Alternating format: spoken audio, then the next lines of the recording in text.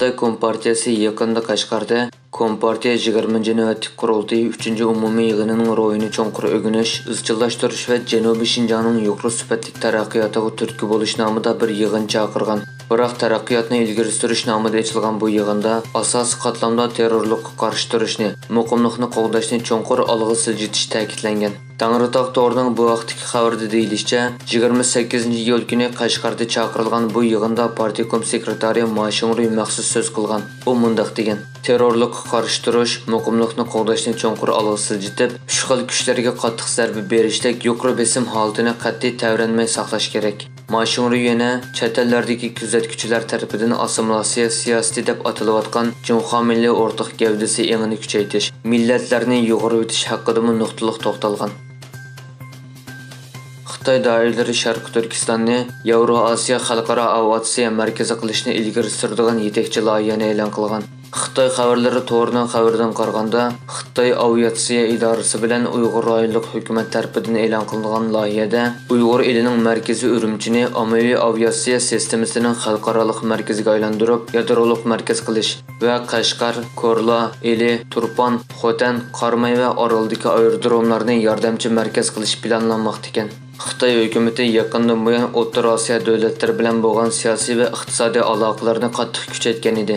Xitoy hukumatining Uyg'ur elidagi irqiy qirg'inchilik tufaylidan g'arb dunyosida Xitoyga qartilgan turli iqtisodiy jazolar o'ttirg'i chiqayotgan bu paytda Xitoyning O'rta Osiyoga yuzlanishni tuyuqsizlik kuchaytirishi kuzatuvchilarning diqqatini qo'zg'agan edi.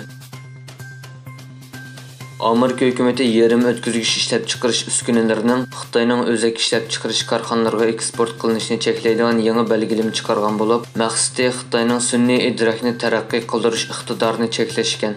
Reuters agentligining xabariga qaraganda, bu yangi belgilama Avstraliya, Tayvan, Singapur va Malayziya qatorliq davlatlarga ta'sir ko'rsatadi ekan. Lekin Yaponiya, Koreya va Gollandiya qatorliq Amerikaning ittifoqdoshlarining mol chiqarish miqdori bu cheklamadan kechirim qilindi ekan. Bu xabardan keyin Çarşamba günü yerim ötküzgüç sanoatining boshlamchi ta'minlaguvchisi bo'lgan Gollandiya ASML şirketining pay bahasi 10% o'sgan.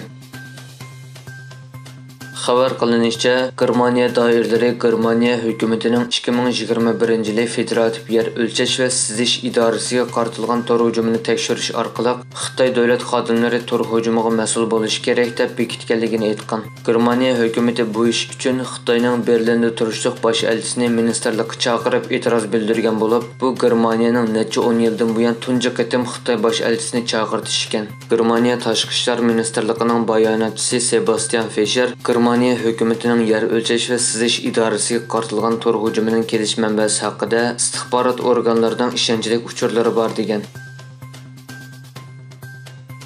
Turkiya taratqullarining xabar qilishicha, Turkiyaning Konya shahri Beyshehir noyasida Sharq Turkiston va Falastin uchun xayr-saxovat bozori ochilgan bo'lib, faoliyatni Konya Beyshehir rayonlik muftiy ishxonasi va Turkiya Diyanet Vakfi Beyshehir sho'basi uyushtirgan.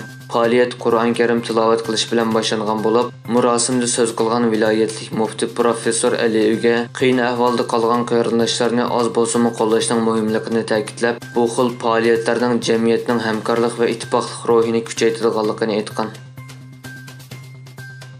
Iqtisodshunos jurnali Xitoyning nurg'un sohalarda ko'plab orqa saf ta'minoti setib olganligini, buning mumkinchiligi bo'lgan urushga tayyorlik qilish maqsadi ekanligini o'ttirg'a qo'ydi.